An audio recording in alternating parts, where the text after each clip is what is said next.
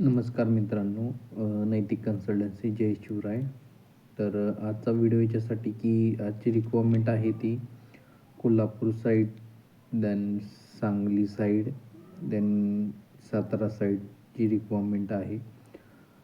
जी requirement आहे male candidate 10वी-12वी कॅन्डिडेटसाठी आहे.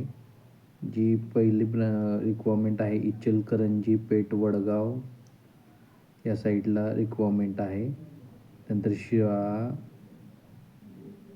तर कासेगाव, तर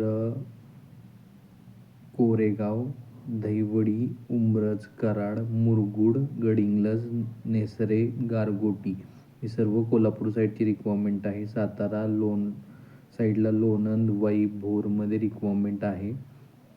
ज्यामध्ये 10वी पास कॅन्डिडेट, 12वी pass candidate, fresher, experience, bike compulsory, राहण्याची सोय आहे, PFI इन्शुरन्स आहे, ESIC मेडिकल फॅसिलिटी आहे. या सर्व सुविधा कंपनीने दिलेल्या आहे.